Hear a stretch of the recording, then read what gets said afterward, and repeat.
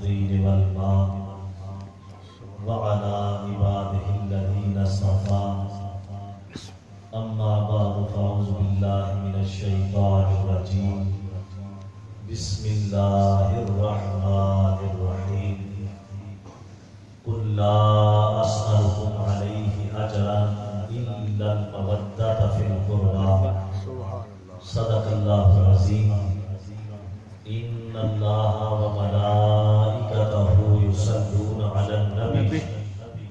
يا أيها الذين آمنوا صلوا عليه وسلموا تسليما الصلاة والسلام عليك يا سيدي يا رسول الله وعلى آلك وأصحابك يا سيدي يا حبيب الله الصلاة والسلام عليك يا سيدي يا رحمة للعالمين وعلى آلك وأصحابك يا سيدي يا خاتم النبيين ہزاروں درود و ہزاروں سلام بارگاہ محمد علیہ السلام۔ اللہ رب العزت کا شکر ہے جس کی توفیق سے زندگی میں ایک مرتبہ پھر نماز جمعہ کے لیے مسجد میں حاضر ہونے کی سعادت نصیب ہوئی۔ دعا ہے اللہ رب العزت ہم سب کی حاضری کو قبول و منظور فرمائے۔ تمام تر تعریفیں اللہ رب العزت کے لیے ہیں جو خالق کائنات بھی ہے اور مالک کائنات بھی ہے، اور لا تعداد مرتبہ ہدیہ درود و سلام آقا انعامدار مدنی تاجدار حضور سیدنا احمد مجتبی محمد مصطفیٰ صلی اللہ علیہ وآلہ وسلم کی بارگاہ عرش پناہ میں پیش کرنے کے بعد طیبہ اسلامک سینٹر کے امام و خطیب حضرت علامہ حافظ و قاری محمد یونس قادری صاحب زیدہ مجدہ آپ تشریف فرما ہے۔ حضرات محترم، محرم الحرام کا بابرکت اور مقدس مہینہ ہے۔ آپ جانتے ہیں کہ اسلامی سال کی ابتدا محرم سے ہوتی ہے اور اسلامی سال کی انتہا ذوالحج پہ ہوتی ہے۔ ذوالحج بھی قربانی کا مہینہ ہے اور محرم بھی قربانی کا مہینہ ہے۔ آقا علیہ السلام کے اس پیارے دین میں یہ واضح پیغام دیا گیا ہے کہ اسلام شروع بھی قربانی سے ہوتا ہے اور ختم بھی قربانی کا ہوتا ہے۔ اور حضرت علامہ اقبال علیہ الرحمہ نے اس لیے ارشاد فرمایا تھا کہ نہایت اس کی حسین ہے ابتدا ہے اسماعیل، غریب و سادہ و رنگین ہے داستان حرم، نہایت اس کی حسین ہے ابتدا ہے اسماعیل۔ یعنی کہ اسلامی تاریخ کے اوپر جب آپ غور کریں تو یہ حضرت اسماعیل علیہ السلام کی قربانی سے شروع ہوتا ہے اور حضرت سیدنا امام حسین علیہ السلام کی قربانی پہ آتا ہے۔ یعنی کہ اسلامی سال محرم شروع بھی قربانی سے ہوتا ہے اور آخری مہینہ ذوالحج جو ہے یہ بھی ختم قربانی میں ہوتا ہے۔ تو اس حوالے سے میں نے جو آیہ کریمہ آپ کے سامنے تلاوت کرنے کا شرف حاصل کیا ہے، اللہ رب العزت ارشاد فرماتے ہیں قُلْ لَا أَسْأَلُكُمْ عَلَيْهِ أَجْرًا إِلَّا الْمَوَدَّةَ فِي الْقُرْبَى۔ اللہ رب العزت فرماتے ہیں کہ اے میرے حبیب آپ اعلان فرما دیجیے۔ سبحان اللہ کہیں ہم سبحان اللہ۔ ایسے مسجد میں نہ آیا کریں جیسے بندہ کسی قبرستان میں آتا ہے، اپنی زبانوں کو حرکت دیا کریں۔ جب آپ ارادہ کر کے تشریف لے آئے ہیں مسجد کے اندر تو کم سے کم سبحان اللہ کی صدا تو آپ کی زبان سے نکلے۔ تو آقا علیہ السلام کو اللہ رب العزت نے فرمایا کہ اے میرے حبیب آپ اعلان فرما دیں، آپ کہہ دیں۔ یہ اللہ رب العزت کا اسلوب ہے کہ قرآن حکیم میں وہ اکثر اوقات جب بھی کسی کام کے کرنے کا، کسی کا حکم، کسی کا کرنا، اور جب بھی کوئی بھی قوم کے سامنے، امت کے سامنے حکم رکھنا ہو تو اللہ رب العزت براہ راست بہت کم فرماتا ہے کہ یوں کرو، زیادہ تر اس طرح ہوتا ہے کہ جو بھی کام کرنا ہو اللہ فرماتا ہے کل میرے پیارے حبیب آپ اعلان فرما، آپ یہ کہہ دیں، آپ اس طرح فرما دیں، آپ اس طرح فرما دیں۔ وہ خالق ہے، مالک ہے، قادر ہے، وہ چاہے تو پہاڑوں سے اعلان کروا سکتا ہے، وہ چاہے تو درختوں سے اعلان کروا سکتا ہے، وہ چاہے تو چاند سورج ستارے اس کے کہنے پہ اعلان کر دیتے ہیں۔ لیکن اللہ رب العزت نے اپنی توحید کی سب سے بڑی صورت قرآن پاک کے اندر جو نازل ہوئی، قل هو اللہ احد اللہ الصمد، اللہ رب العزت نے فرمایا کہ میری توحید کا اعلان ہے، قل اے میرے حبیب میری توحید کا اعلان بھی تیری زبان سے سننا چاہتا ہوں، میں اپنے ایک ہونے کا اعلان بھی تیری زبان سے سننا چاہتا ہوں۔ یہ پہاڑ میرے ایک ہونے کی گواہی دے رہے ہیں، یہ درخت میرے ایک ہونے کی گواہی دے سکتے ہیں، یہ چاند سورج ستارے اعلان کر کے بتا سکتے ہیں کہ وہ اللہ ایک ہے، وہ خالق ہے، وہ مالک ہے۔ یہ پوری کائنات اعلان کر سکتی ہے، لیکن اپنے خدا ہونے کا اعلان، اپنے لب یلد ولم یولد ہونے کا اعلان اے حبیب جو تیری زبان سے سننے میں مزہ آتا ہے کسی اور سے نہیں آتا۔ اس لیے تو اعلان فرما دے، قل اے محبوب تو کہہ دے کہ وہ اللہ ایک ہے۔ آتی ہے کس قدر گفتگو اللہ کو تیری پسند، قل کہہ کے اپنی بات بھی منہ سے تیرے سنی، آتی ہے کس قدر خدا کو تیری گفتگو پسند۔ جب اپنی توحید کی بات ہے، اپنی خدائی کی بات ہے، تو پھر بھی اللہ فرماتا ہے قل میرے حبیب تو اعلان فرما دے۔ تو اسی طرح اللہ رب العزت نے اس آیہ کریمہ کا آغاز بھی قل سے فرمایا، قل لا اسألکم علیہ اجرا الا المودۃ فی القربى، اے میرے حبیب آپ اعلان فرما دیں، لوگوں کو کہہ دیں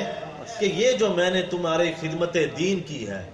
میں نے تمہیں اللہ رب العزت کی پہچان دی ہے، میں نے تمہیں قرآن دیا ہے، میں نے تمہیں رحمان دیا ہے، میں تمہاری خاطر جا کے طائف کے بازاروں میں پتھر کھاتا رہا ہوں، میں تمہاری خاطر شیب ابی طالب میں محصور رہا ہوں، میں تمہاری خاطر غار حرا میں جا کے روتا رہا ہوں، معراج کی رات اللہ کے سامنے تمہاری بخشش کی دعا کرتا رہا ہوں۔ اس ساری خدمت دین پہ میں کوئی صلہ طلب نہیں کرتا، کوئی اجر طلب نہیں کرتا، اگر مانگتا ہوں تو وقت یہ مانگتا ہوں الا المودۃ فی القربى، میری اہل بیت سے محبت کرو، میرے گھر والوں سے مودت کرو، میرے گھر والوں سے پیار کرو۔ جب تم میرے گھر والوں سے پیار کرو گے میں سمجھوں گا تم نے مصطفیٰ کا حق ادا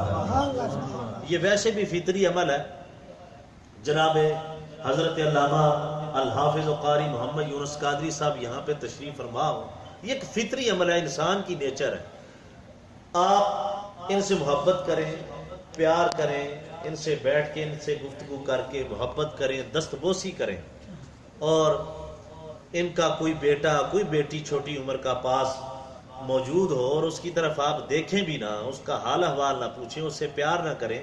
تو قاری صاحب کی طبیعت پہ یہ ناگوار گزرے گا۔ یہ ایک فطری عمل ہے، اولاد اور باپ کا یہ ایک فطری عمل ہے۔ اس کے برعکس قاری صاحب قبلہ یہاں پہ بیٹھے رہیں، ان کے بیٹے، ان کی چھوٹی بیٹی کو آپ پکڑ لیں، ان کے بیٹے سے پیار کریں، محبت کریں، بیٹے کو اٹھا لیں اور اس سے محبت کرتے رہیں، اور قاری صاحب سے سلام بھی نہ لیں، یقین کریں آپ قاری صاحب کو پھر بھی بڑے پیارے لگیں، بڑی محبت سے قاری صاحب آپ سے پیش آئیں گے کہ یہ میرے بیٹے سے پیار کر رہا ہے، یہ میرے بیٹے سے محبت کر رہا ہے۔ تو حضرات یقین رکھیے کہ جب آپ کے بیٹے سے کوئی محبت کرے، آپ کے بیٹے سے کوئی پیار کرے، تو وہ شخص آپ کو بڑا ہی پیارا لگتا ہے۔ جو مصطفیٰ کے بیٹوں سے پیار کرے، مصطفیٰ کو کتنا پیارا لگتا ہے۔ جو حضور علیہ الصلوۃ والسلام کے علی سے پیار کرے، وہ حضور کو کتنا پیارا لگتا ہوگا۔ جو حضور کی زہرا سے محبت کرے، جو کملی والے کے حسن و حسین سے محبت کرے، حضور کو وہ کتنا پیارا لگتا ہوگا۔ آقا علیہ الصلوۃ والسلام نے قرآن کا حکم پڑھ کے سنا دیا، قل لا اسألکم علیہ اجرا الا المودۃ فی القربى، کہ مصطفیٰ کو راضی کرنا چاہتے ہو تو محبت اہل بیت اپنے دلوں میں۔ صحابہ اکرام نے آقا علیہ الصلوۃ والسلام سے عرض کی، یا رسول اللہ صلی اللہ علیہ وسلم من قرابتک، کہ یہ جو آپ کی قرابت ہے، آپ کی قریبی رشتہ داری ہے، جو عزیز داری ہے، جو آپ کی اہل بیت اطہار ہیں، جن کے بارے میں آپ نے فرمایا ہے کہ ان سے محبت کرو، ان سے پیار کرو، ان سے مودت کرو، پھر مصطفیٰ کو راضی کریں گے۔ تو من قرابت کی آپ کی قرابت والے لوگ ہیں کون؟ یہ آپ کے قریبی کون ہیں؟ ہؤلاء الذین وجبت علینا مودتہم، جن کی مودت اور جن کی محبت ہمارے اوپر فرض کر دی گئی ہے، واجب کر دی گئی ہے، یہ لوگ کون ہیں؟ آقا علیہ الصلوۃ والسلام نے فرمایا فقال النبی صلی اللہ علیہ وسلم هو علی، کہ جس کی محبت فرض کر دی گئی ہے وہ علی ہے،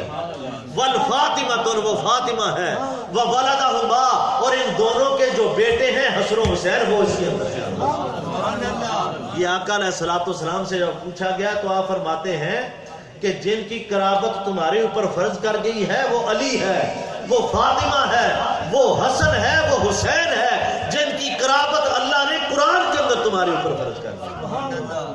اب دیکھیے نبی کریم صلی اللہ علیہ وآلہ وسلم کے بارے میں حضرت عبداللہ ابن عباس رضی اللہ تعالیٰ، آپ سے کسی نے پوچھا کہ یہ جو اللہ رب العزت نے قرآن پاک میں ارشاد فرمایا وَلَسَوْفَ یُعْطِیکَ رَبُّکَ فَتَرْضَیٰ، کہ اے میرے حبیب ان قریب اللہ آپ کو اتنا عطا کرے گا کہ آپ راضی ہو جائیں گے۔ اب اللہ کو راضی ساری کائنات کرنا چاہتی ہے، حضرت آدم علیہ السلام سے لے کے حضرت عیسیٰ علیہ السلام تک ساری کائنات بشمول انبیاء، ان کا مدعا، ان کی چاہت یہ ہے کہ خدا راضی ہو جائے۔ اب قرآن کہتا ہے وَلَسَوْفَ یُعْطِیکَ رَبُّکَ فَتَرْضَیٰ، اے میرے حبیب ان قریب اللہ آپ کو اتنا عطا کرے گا کہ آپ راضی ہو جائیں گے۔ اللہ مصطفیٰ کو راضی کرنا چاہتا ہے۔ حضرت عبداللہ ابن عباس رضی اللہ تعالیٰ عنہ فرماتے ہیں کہ قرآن پاک کی یہ جو آیہ کریمہ ہے کہ حضور راضی ہو جائیں گے، آقا علیہ الصلوۃ والسلام کی اس رضا سے آپ کے راضی ہونے سے کیا مراد ہے؟ آپ فرماتے ہیں کہ اس کے راضی ہونے سے مراد یہ ہے کہ حضور علیہ الصلوۃ والسلام کی امام الانبیاء کی اہل بیت اطہار میں سے اللہ رب العزت کسی کو بھی دوزخ کے اندر نہیں ڈالیں گے۔ یہ مصطفیٰ کی رضا ہے، یہ کملی والے کی رضا ہے کہ حضور تب راضی ہوں گے کہ آپ کی اہل بیت اطہار میں سے اللہ کسی کو بھی دوزخ اور جہنم کے اندر نہیں ڈالے گا۔ اس کا مطلب یہ ہے کہ رضائے خدا اور رضائے مصطفیٰ تب ہوگی جب اہل بیت اطہار سارے کے سارے جنت میں جائیں گے۔ یہ اللہ رب العزت نے فرمایا کہ یہ آقا علیہ الصلوۃ والسلام کی اہل بیت سے قرابت داری سے مودت اور محبت کرو گے تو مصطفیٰ کے غلام اور امتی ہونے کا حق ادا کرو گے۔ نبی کریم صلی اللہ علیہ وآلہ وسلم کی اہل بیت اطہار حضور آقا علیہ الصلوۃ والسلام خود ارشاد فرماتے ہیں، آقا کے کندھوں مبارک کے اوپر آپ نے کملی اوڑھ رکھی ہے، چادر اوڑھ رکھی ہے۔ حضور علیہ الصلوۃ والسلام اپنی چادر مبارک کے آپ اوپر لے کے حضرت مولا کائنات سیدنا علی المرتضیٰ شیر خدا کرم اللہ وجہ الکریم آپ کو فرماتے ہیں کہ علی تو بھی میری چادر کے نیچے آ جا، فرماتے ہیں فاطمہ تو بھی میری چادر کے نیچے آ جا، حسن تو میری چادر کے دائیں طرف آ جا، حسین میری چادر کے بائیں طرف آ جا۔ جب حضور کی کملی کے نیچے آپ کی چادر مبارک کے نیچے 5 تن مکمل ہوتے ہیں، حضور علیہ الصلوۃ والسلام اپنے دست مبارک فضا میں بلند فرماتے ہیں اور ارشاد فرماتے ہیں اللہم ہؤلاء اہل البیت، یا اللہ یہ میرے اہل بیت ہیں، وَيُطَهِّرَكُمْ تَطْهِيرًا، ان کو اس طرح پاک کر دے جیسے پاک کرنے کا حق ہوتا ہے۔ حضور علیہ الصلوۃ والسلام کی اہل بیت اطہار کو اس طرح پاک کر دے جیسے پاک کرنے کا، بولیے نا، جیسے پاک کرنے کا حق ہوتا ہے۔ اب نبی کریم صلی اللہ علیہ وآلہ وسلم کے اہل بیت اطہار کی ذرا توجہ سے بات سنیے گا کہ ایسے پاک کر دے جیسے پاک کرنے کا حق ہوتا ہے، اور ان کا کیا مقام اور کیا مرتبہ اہل بیت اطہار کا۔ حضرت امام حاکم نے مستدرک میں یہ حدیث پاک نقل فرمائی ہے، اور طبرانی نے معجم الکبیر میں یہ حدیث پاک نقل فرمائی ہے کہ نبی کریم صلی اللہ علیہ وآلہ وسلم نے ارشاد فرمایا فَلَوْ أَنَّ رَجُلًا فَصَنَ بَيْنَ الرُّكْنِ وَالْمُقَامِ، کہ آقا علیہ الصلوۃ والسلام فرماتے ہیں کہ ایک شخص ہو وہ بیت اللہ میں خانہ کعبہ کے اندر موجود ہو، سبحان اللہ کہیں گے آپ، اور وہاں پہ نماز پڑھ رہا۔ توجہ فرمائے کتنی خاص بات آقا علیہ الصلوۃ والسلام نے فرمائی ہے۔ نماز گھر میں پڑھیں اس کا بھی ثواب ہے، گھر سے نکل کے آپ مسجد میں پڑھیں تو زیادہ ثواب ہے، مسجد سے نکل کے آپ مسجد نبوی شریف میں پڑھیں تو اس سے زیادہ ثواب ہے. مسجد نبی شریف سے نکل کے آپ خانہ کعبہ بیت اللہ میں جا کے نماز پڑھیں تو اس سے زیادہ ثواب ہے. اب نبی کریم صلی اللہ علیہ وآلہ وسلم کے الفاظ مبارک پر توجہ فرمائیں. آپ نے ارشاد فرمایا کہ ایک شخص گھر سے نکلے اور خانہ کعبہ بیت اللہ شریف میں چلا جائے اور فصلی فصام، وہاں پہ جا کے کعبہ شریف کا طواف بھی کرے اور نماز بھی پڑھے اور روزے کی حالت میں ہو، روزہ بھی رکھا ہوا ہو، طواف بھی کر رہا ہو، نماز بھی کعبہ شریف کے اندر پڑھ رہا ہو، ثم یموت، آقا علیہ الصلوۃ والسلام فرماتے ہیں کہ پھر وہ اسی حالت میں وہیں پہ مر جائے، خانہ کعبہ شریف کے اندر مر جائے، روزہ بھی رکھا ہوا ہو، نماز بھی پڑھ رہا ہو، طواف بھی کر رہا ہو اور خانہ کعبہ کے اندر موجود ہو، اس حالت میں اسے موت آ جائے، فَهُوَ مُبْغِضٌ لِأَهْلِ بَيْتِ مُحَمَّدٍ، لیکن اس کے دل میں حضور کے اہل بیت کی محبت نہ ہو، حضور کے گھر والوں کا بغض ہو، حضور کے گھر والوں سے عداوت رکھتا ہو. آقا علیہ الصلوۃ والسلام نے فرمایا فَدَخَلَ النَّارَ، اللہ رب العزت اسے دوزخ میں ڈال دے گا، اسے جہنم میں ڈال دے گا. ساری عبادت بھی کرتا ہو، روزہ بھی رکھتا ہو، طواف بھی کرتا ہو، نماز بھی پڑھتا ہو، لیکن حضور کے اہل بیت سے بغض رکھتا ہو. آقا خود فرماتے ہیں کہ اللہ اسے جہنم کے اندر ڈالے. یہ حضور کی اہل بیت اطہار کی شان ہے، یہ کوئی معمولی بات نہیں ہے. آپ اس معاملے کو کبھی بھی معمولی نہ سمجھا کریں کہ دیکھیں نبی کریم صلی اللہ علیہ وآلہ وسلم کے گھرانہ ہے، عید کا موقع ہے، حسن و حسین سلام اللہ علیہما آپ گھر کے اندر موجود ہیں. اپنی امی جان سیدہ فاطمہ الزہرا سلام اللہ علیہا آپ سے عرض کرتے ہیں کہ امی جان عید آ گئی ہے، سب کے بچوں نے نئے نئے کپڑے پہنے ہوئے ہیں، ہمارے کپڑے کدھر ہیں؟ آئے ہائے زیادہ توجہ فرمائیں، ہمارے کپڑے کدھر ہیں؟ سیدہ زہرا سلام اللہ علیہا نے فرمایا کہ بیٹا ابھی آپ کا درزی نہیں آیا، ابھی آپ کا درزی نہیں آیا. اتنی بات کہنے کی دیر تھی کہ اللہ رب العزت نے فرمایا جبریل عرض کی حکم ہو رب جلیل. آپ نے فرمایا کہ جنت سے 2 قیمتی جوڑے لے جا، ایک سبز رنگ کا لے، ایک سرخ رنگ کا لے. سبز رنگ کا جوڑا جا کے حسن کو دے دے، سرخ رنگ کا جوڑا حسین کو دے دے، اور جا سیدہ زہرا کے دروازے پر اور جا کے یہ نہیں کہنا کہ میں جبریل ہوں، میں فرشتوں کا سردار ہوں. دروازے پہ دستک ہوتی ہے، شہزادگان دروازہ کھول کے پوچھتے ہیں کہ کون ہے؟ آگے سے جبریل کہتا ہے کہ میں اہل بیت اطہار کا درزی آیا ہوں، میں آپ کا درزی ہوں. جس گھرانے کے اوپر جبریل آ کے درزی بننے میں فخر محسوس کرے، جب وہ آ کے کہتا ہے کہ کپڑے جنتی میں درزی ہوں لے کر آیا ہوں، جب وہ کپڑے پیش کیے جاتے ہیں اسی اسنا میں آپ کے اور میرے کریم آقا رحمت للعالمین شفیع المذنبین آپ تشریف لے آتے ہیں. آپ جب گھر کے اندر داخل ہوتے ہیں تو حضرت امام حسن علیہ السلام اور حضرت امام حسین علیہ السلام اپنے نانا جان امام الانبیاء صلی اللہ علیہ وآلہ وسلم سے عرض کرتے ہیں کہ نانا جان کپڑے تو ہمارے پہنچ گئے ہیں، جوڑے تو ہمارا درزی ہمیں دے گیا ہے، لیکن ہم نے پتا چلا ہے کہ لوگ جو ہیں ان کے بچے سواریوں پہ بیٹھ کے عیدگاہ کی طرف جائیں گے، وہ سواریوں پہ بیٹھ کے عیدگاہ کی طرف جائیں گے عید کی نماز پڑھنے کے لیے. اب نئے جوڑے تو آگے ہیں، ہماری سواری کدھر ہے؟ اہل ایمان توجہ فرمائیں، میں نے حدیث پاک کے اندر پڑھا ہے اب پوری کائنات میں خدا کی خدائی کا بادشاہ ہو، سارے نبی جس کے پیچھے ہاتھ باندھ کے کھڑے ہو، وہ امام الانبیاء جس کی انگلی کے اشارے سے چاند 2 ٹکڑے ہو کے زمین پہ گر جائے، جس کی انگلی کے اشارے سے ڈوبا ہوا سورج واپس پلٹ آئے، جس کی انگلی کے اشارے سے درخت چل کر مصطفیٰ کے قدموں میں آئے، اور جس کے اشارے سے پتھر مصطفیٰ کا کلمہ پڑھ لے، وہ شانوں والا نبی، وہ امام الانبیاء، پوری خدا کی خدائی کا بادشاہ. میں نے حدیث کے اندر پڑھا ہے جب شہزادگان نے جناب حضرت امام حسن نے اور حضرت امام حسین سلام اللہ علیہما آپ نے عرض کی کہ نانا جان لوگ سواریوں پہ بیٹھ کے عیدگاہ کی طرف جائیں گے، ہماری سواری کدھر ہے؟ حدیث کی کتابوں کے اندر لکھا ہے نبی کریم صلی اللہ علیہ وآلہ وسلم زمین کے اوپر جھک گئے.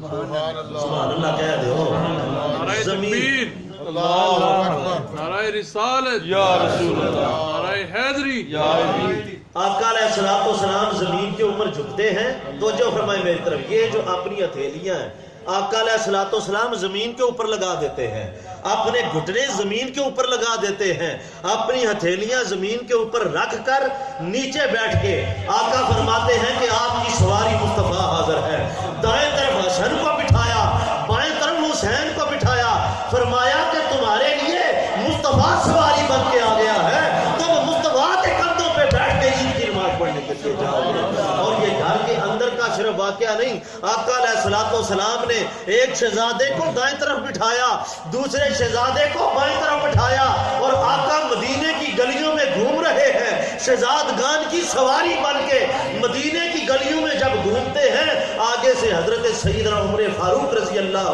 تعالی عنہ تشریف لاتے ہیں۔ آپ دیکھ کے بڑے ہی خوش ہوتے ہیں، اور خوش ہو کے آپ جب شہزادگان کی طرف دیکھتے ہیں تو آپ ارشاد فرماتے ہیں نعم المرکب، کہ شہزادوں تمہارے نصیبوں پہ قربان جاؤں، اللہ نے تمہیں کتنی خوبصورت سواری عطا فرمائی۔ کوئی مرسڈیز پہ بیٹھ جائے، کوئی پراڈو پہ بیٹھ جائے، لینڈ کروزر پہ بیٹھ جائے، اور جتنی مہنگی مہنگی گاڑیاں لیکسس پہ بیٹھ جائے، تو اس کے پاؤں زمین پہ نہیں لگتے کہ میرے پاس بڑی مہنگی سواری ہے، بڑی اعلیٰ سواری ہے، میرا بڑا پروٹوکول ہے اور میں بڑا دوسروں سے ممتاز نظر آ رہا ہوں۔ حسن و حسین کی شان پہ قربان جاؤں، جس کو سواری کرنے کے لیے مصطفیٰ کے کندھے نصیب ہو گئے، جن کو سواری کے لیے حضور کے کندھے نصیب ہو گئے۔ حضرت سیدنا عمر فاروق عرض کرتے ہیں نعم المرکب، کہ شہزادوں قربان جاؤں کتنی خوبصورت سواری ملی ہے۔ آقا فرماتے ہیں عمر تو سواری کی طرف دیکھ رہا ہے، نعم الراکب دیکھ سوار بھی کتنے پیارے ہیں، سوار بھی کتنے خوبصورت ہیں، ذرا حسن کی طرف دیکھ، ذرا حسین کی طرف دیکھ، یہ سوار بھی بڑے پیارے ہیں۔ اور اللہ رب العزت نے قرآن پاک میں اور آقا علیہ الصلوۃ والسلام نے ایسے ہی فرمایا کہ میرے حسن و حسین کی بڑی شان ہے، میری زہرا کی بڑی شان ہے، میرے علی کی بڑی شان ہے۔ ایسے نہیں آپ نے ارشاد فرما دیا۔ ذرا توجہ فرمائیں، یہ کون سے شہزاد خان ہیں کہ جمعہ حضور پڑھا رہے ہیں۔ اب امام خطبے منبر پہ بیٹھا ہو تو اس کا نخرہ مان نہیں ہوتا۔ جیسے دیکھیں میں آپ کو بار بار کہہ رہا ہوں، آپ کی تھوڑی سی توجہ ڈائیورٹ ہو جائے تو میں ڈسٹرب ہوتا ہوں، کہہ رہی میری طرف دیکھیں جناب، میری طرف دیکھیں، میری بات سنیں، سبحان اللہ کہیں، میرے ساتھ مل کے پڑھیں۔ اپنی اٹینشن ڈائیورٹ کرنا ہم آج کل برداشت نہیں کرتے۔ میں قربان جاؤں مدینے کے تاجدار پہ، مسجد نبوی ہے اور حرم مصطفیٰ ہے، حرم نبوی ہے، مدینے کا شہر ہے، رحمت کی لہر ہے، صحابہ بیٹھے ہوئے ہیں، منبر لگا ہوا ہے، آقا تشریف فرما ہے، آسمان نبوت کے ستارے جناب ابوبکر صدیق بیٹھے ہوئے ہیں، حضرت عمر فاروق بیٹھے ہوئے ہیں، حضرت عثمان غنی بیٹھے ہوئے ہیں، مولا مرتضیٰ بیٹھے ہوئے ہیں، طلحہ و زبیر بیٹھے ہوئے ہیں، بلال حبشی بیٹھے ہوئے ہیں، سلمان فارسی بیٹھے ہوئے ہیں، جلیل القدر صحابہ،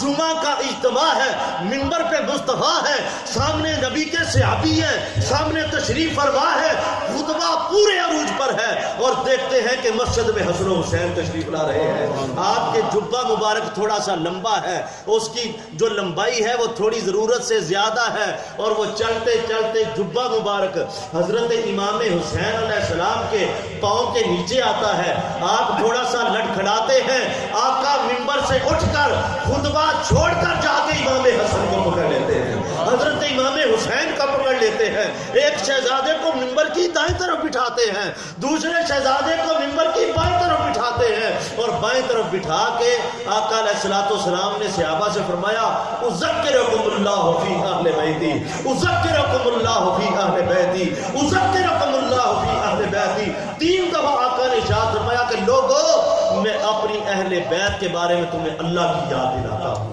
اہل بیت کے بارے میں اللہ کا خوف دلاتا ہوں کہ میری اہل بیت کے بارے میں اللہ سے ڈرو، اللہ سے ڈرو، اللہ سے ڈرو۔ جب بھی میری اہل بیت پاک کے نفوس قدسیہ تمہارے سامنے آئے، ان کا ادب صرف اس وجہ سے کرو کہ یہ مصطفیٰ کے بیٹے ہیں۔ آقا علیہ الصلوۃ والسلام نے ارشاد فرمایا حدیث پاک میں، آقا فرماتے ہیں کہ اللہ سے محبت کرو، اللہ سے، کہ یہ اللہ سے، یہ اللہ سے محبت کرنی چاہیے کہ نہیں؟ ذرا بولیے پھر اللہ سے۔ یہ آپ کے اور میرے قریب آقا نے فرمایا کہ اللہ سے محبت کرو۔ کیوں کرو؟ اس کی ریزن آقا علیہ الصلوۃ والسلام حدیث پاک میں بیان فرماتے ہیں کہ اللہ رب العزت سے محبت اس لیے کرو کہ اللہ نے تمہیں ساری نعمتیں عطا فرمائی. اللہ رب العزت نے تمہیں رزق عطا فرمایا, ساری نعمتیں عطا فرمائی ہیں. وَحِبُّونِي بِحُبِّ اللَّهِ, اور اللہ کی وجہ سے مجھ سے محبت کرو, اور اللہ کی وجہ سے مجھ سے محبت کرو. وَحِبُّوا أَهْلَ بَيْتِي بِحُبِّي, اور میرے اہل بیت سے مصطفیٰ کی وجہ سے محبت کرو, میرے گھر والوں سے میری وجہ سے محبت کرو. اور اسی لیے آقا علیہ الصلوۃ والسلام نے ایک اور حدیث پاک میں ارشاد فرمایا, ادبو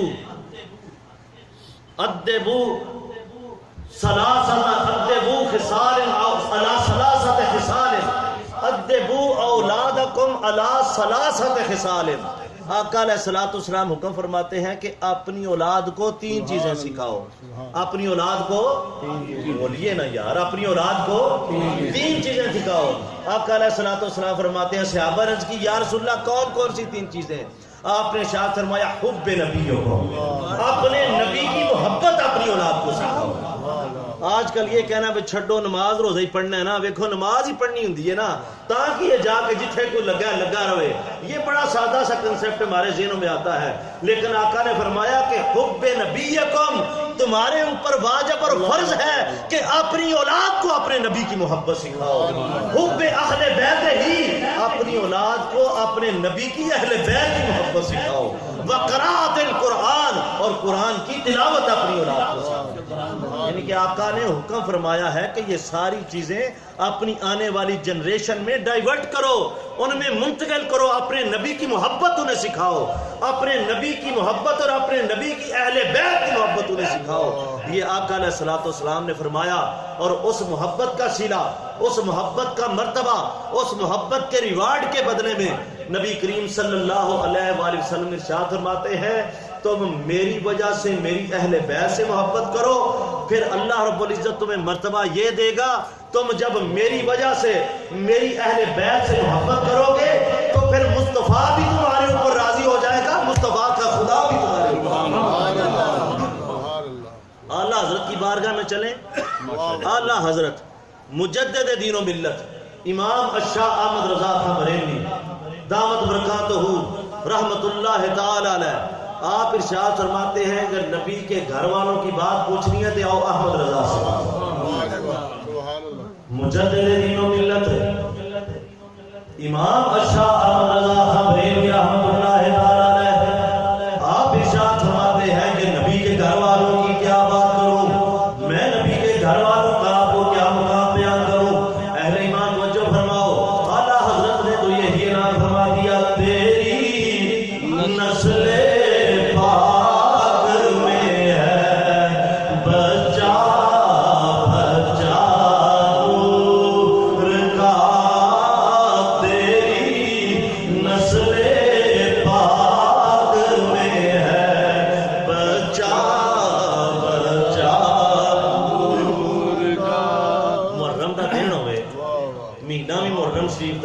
جمعے دا دن ہوئے, حضور دی اولاد دی گل ہوئے تے غلامی دا دعویٰ بھی اسی سارے کریے, تے پھر عجیب گل ہے کہ حضور دے اہل بیت دی بارگاہ چ نذرانہ عقیدت نہ پیش کرو, سارے مل کے پڑھ لو. تیری نسل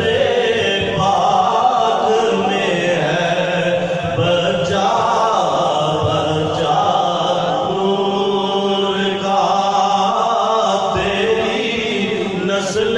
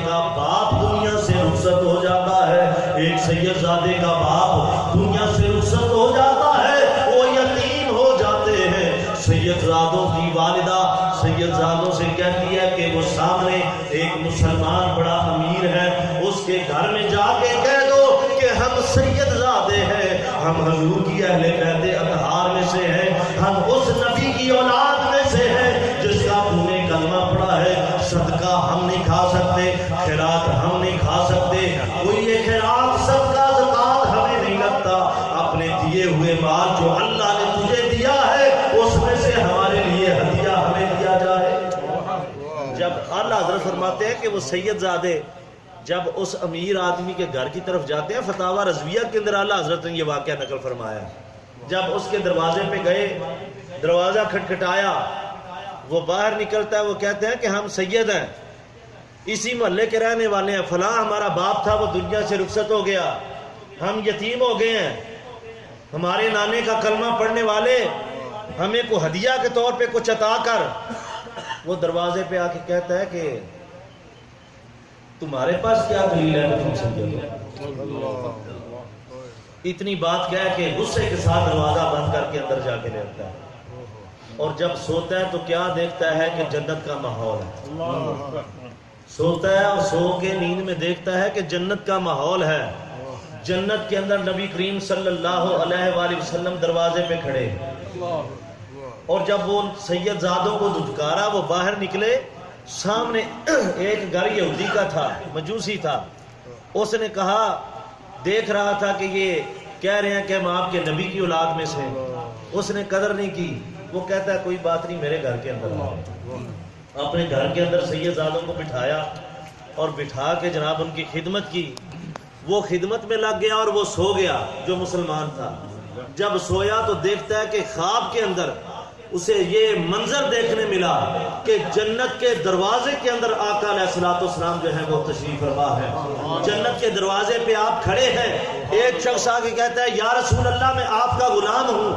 آپ کا امتی ہوں، آقا فرماتے ہیں چلو جنت کے اندر چلے جاؤ، وہ سامنے تمہارا محل ہے، اس کے اندر چلے جاؤ۔ ایک اور شخص آتا ہے، وہ سلام عرض کرتا ہے، آ کے کہتا ہے یا رسول اللہ میں آپ کا غلام، آپ کا نوکر، آپ نے فرمایا جنت کے اندر چلے جاؤ، وہ محل تمہارا ہے، اس محل کے اندر چلے جاؤ۔ خواب میں دیکھتا ہے کہ یہ شخص بھی چلتا چلتا جنت کے دروازے پہ داخل ہوتا ہے۔ جب حضور کی بارگاہ میں آقا علیہ الصلوۃ والسلام کے سامنے پیش ہوتا ہے تو آقا علیہ الصلوۃ والسلام سے پوچھتا ہے ہاں بھائی تو کون؟ وہ کہتا ہے یا رسول اللہ میں آپ کا امتی۔ آپ نے فرمایا تیرے پاس کیا دلیل ہے؟ آپ نے فرمایا تیرے پاس کیا دلیل ہے کہ تو میرا امتی ہے؟ میرے بچوں سے، میری اولاد سے سید ہونے کی دلیل طلب کرنے والے، اپنے امتی ہونے کی دلیل پہلے بتا، پھر سامنے داخل کروں گا۔ جب اتنی بات کی تو آنکھ کھل گئی، دوڑتا ہوا اس یہودی کے پاس گیا،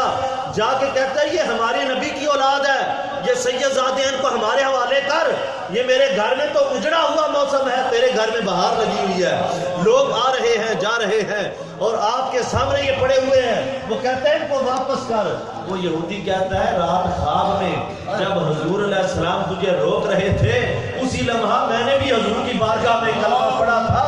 آقا نے سید زادوں کے ادب کرنے کی وجہ سے کلمہ طیبہ کی نعمت بھی عطا فرمائی ہے، جنت بھی عطا فرمائی۔